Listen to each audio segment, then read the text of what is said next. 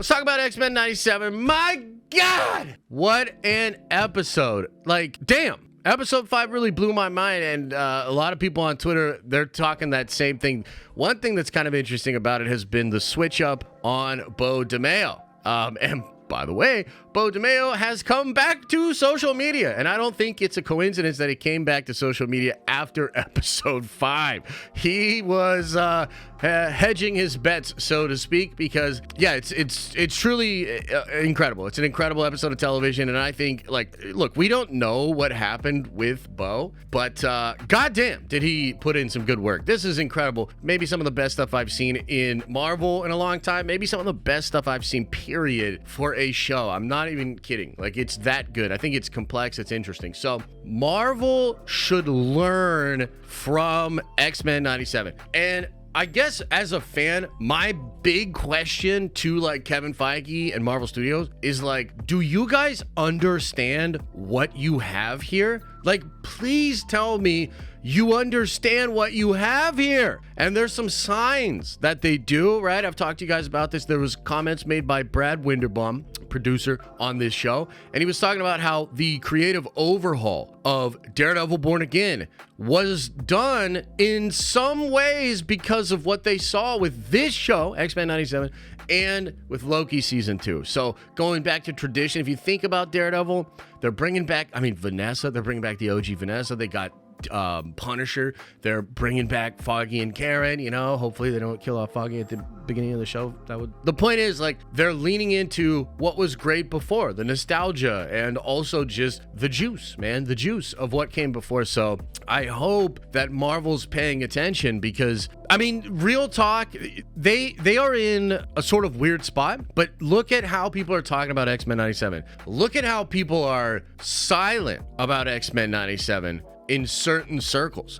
Let's just be real about this. Marvel hate and being anti-Marvel, there's like a market for it, and there are some people pushing that because it's fashionable right now. It's a fashionable opinion to be like, oh, Marvel, they used to be good, but fuck them, you know, like that kind of stuff. And those people, for the most part, have nothing to say about X-Men 97 because it's phenomenal. So I think Marvel should really pay attention to how fans are talking about this and how fans are not talking about this. Like, it's truly incredible. The other thing I'll say, and this is kind of weird and ironic, but this show is for adults, right?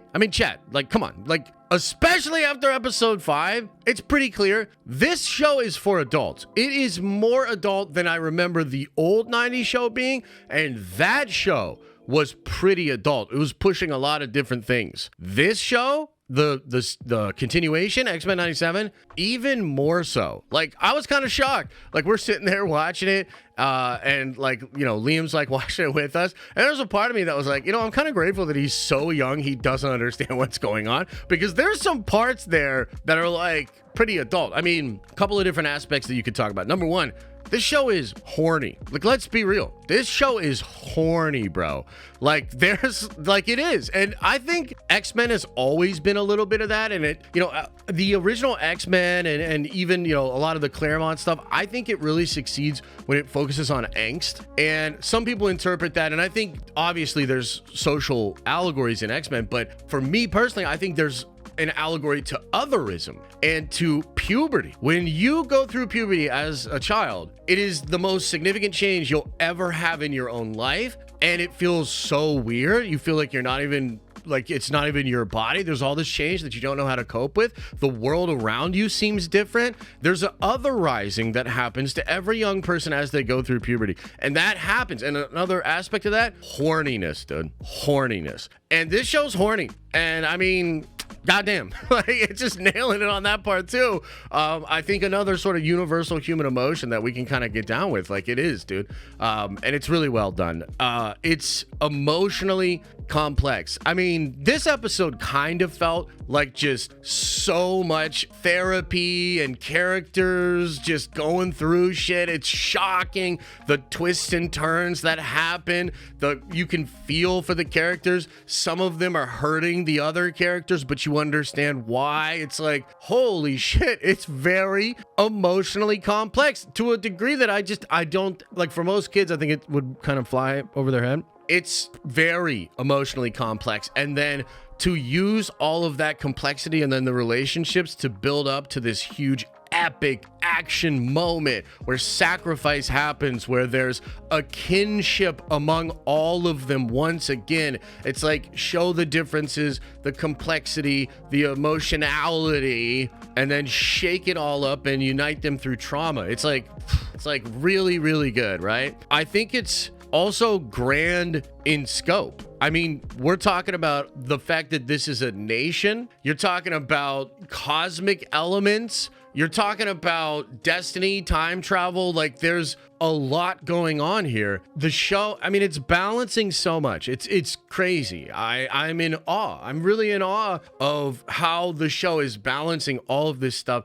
And frankly, the pacing on this shit is crazy. Like, these are a half-hour long episodes, guys. And we're like, it is packed. Each episode is packed.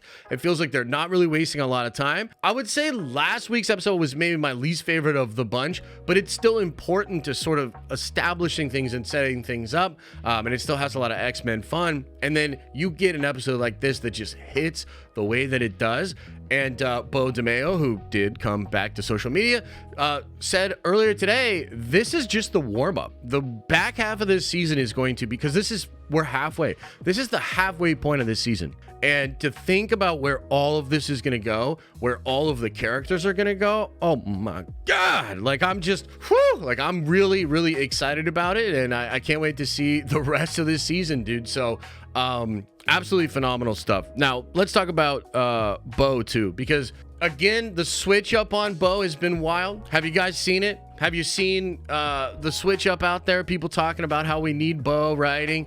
We need this guy. It's crazy. A couple of weeks ago, people are talking about how he's really difficult to work with and all this other stuff, and spreading all this like stuff that, like, dude, we don't know. Like, we don't know. We're just hearing bullshit, and it's all like a fugazi and just chatter. And then all of a sudden, something like this happens. Those people have completely switched up. Now, what I want to say to Marvel specifically is like, dude, you guys need Bo. Like, I don't know what he did. Maybe it's real bad. Okay, but y'all need to do Bo like you did Joss Whedon. What I mean is, Joss Whedon ghost wrote on a ton of stuff, even after his controversy, okay? So Joss Whedon was ghostwriting. Joss Whedon was in there juicing stuff up, 100%. They even had people like Drew Goddard would come in and ghostwrite and do, some stuff. You need that guy, bro. You need this fucking guy. So I don't know if you need to put him in witness protection. I don't know if you need to give him a name change, come up with a pen name, figure something out, or just give him no credit and a chunk of money for the rest of his life. I don't care how you do it. You need this guy. This is the most competent and complete writing I've seen in Marvel in a long time, dude. Long time. And I like a lot of the projects that have come out in the last couple of years, but even they are weak in comparison to this writing. This is a dude who lives and breathes the X-Men. He understands these characters on a fundamental level, and he's playing music with these characters. It's beautiful. It's an inspiring thing. And honestly, figure it out.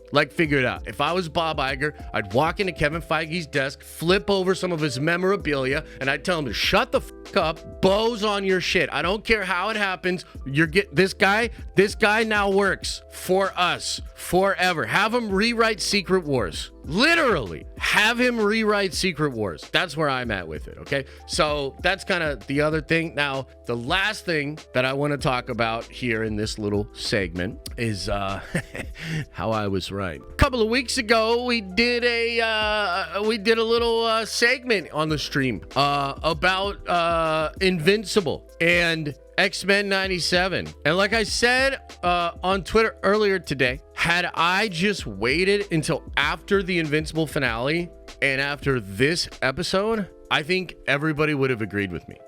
Real talk. And here's the thing, I'm not even gonna say it with a lot of malice or be like a butthole about it, because I don't think I have to. I think it's self-evident now. The finale, I like Invincible. Let me be clear. I like Invincible, and I'm glad that Invincible exists. I think the second season is a step down from the first season. But even though the finale was paced very strangely, in my opinion. I ultimately still enjoyed the finale, and I think the finale shows that the best part of Invincible, and this is totally Robert Kirkman, this is his thing. It's really about the relationships, okay? So the best thing that Robert does is, like in Walking Dead, it's a zombie thing, but it's really about the relationship. It's about the characters. It's soap opera, comic book, genre stuff. Like, that's what it is. Invincible works and is at its best when it is about the relationships between the characters, and Kirkman does an incredible job of taking cosmic level things or like big Superman scale things and weaving them into the human relationships. That's where he succeeds, and that's where Invincible is at its best. Like, yes, shock and awe and crazy fun bombast and like Dragon Ball Z level stuff, like absolutely, that stuff is really cool in Invincible and I like it. But ultimately, the reason people love Invincible is because of the relationship, right? Well, I just have to say that I think X-Men 97 is doing just as good of a job, if not a better job, on that exact thing. This is so emotionally complex,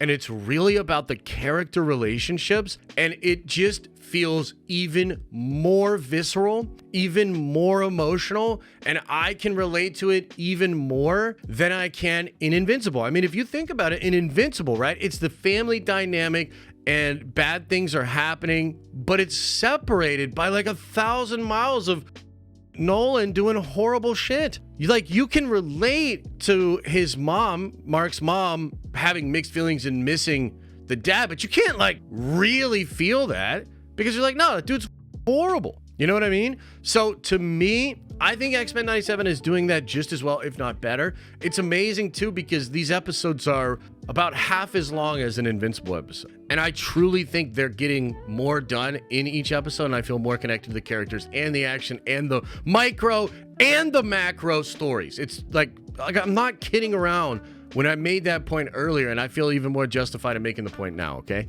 On top of that, I don't think you can touch the animation here. Like, Invincible's got some incredible animation, but it's not throughout the show, and I think part of that's the budget and the fact that they're hour-long episodes. You got a lot of, like, cheating, right? A lot of just, tricks. They even make self-aware references to that, I think, in the Pan Ultimate episode, right? Where they're talking about that. So, like, Invincible is cutting corners. It's not even like at the level of animation that X-Men 97 is. And that's crazy because we had a lot of concerns about the animation going into X-Men 97. And, now looking at it, seeing what's actually happening, I mean, my God, bro, this stuff it's phenomenal. Like, find me a singular frame of X-Men 97 that doesn't look dope. I don't think there are some. I mean, maybe there are technically some frames, right? But you get my point. Like, this shit looks incredible. So I think from a pacing perspective, I think from a perspective of character and story and animation quality and action, I really think that X-Men 97 is better. And Marvel shouldn't be shy about that. They should be proud of that because, again, Invincible is great. It's not like I'm sitting here saying like Invincible is bullshit. No, it's more the case that a show that we had a lot of doubt about kind of came out of nowhere and is doing it better than the other things that we already thought were great. And that is just so crazy. So I think this is something that Marvel fans are loving, and this is something that we want. We want the MCU to be like this. We want the MCU to be so good it's basically hater-proof, and we want the conversations about the thing to be about the thing, to be about the characters, the story, the action, the complexity, how much we're enjoying it. That's the conversation. This used to be what it was like as a Marvel fan in like the stretch of the Infinity Saga, or that's what it was. Like, that's what the conversations felt like. That's what it felt like walking out of the theater. Like, that's the juice, baby. That's the energy. And they need to bottle that shit up, and they need to use this same strategy every single thing that they have moving forward. And by the way, good news, I think they are. Like, I'm not even kidding. Like, again, you think about that Brad Winderbaum thing. Marvel is pretty aware of how fans talk about their projects. I think this is a huge win and hopefully a sort of signal to them and a way out of this current situation that we're in with X-Men 97. So I think that's some stuff that Marvel needs to learn with regards to this shit, because it is dope, man.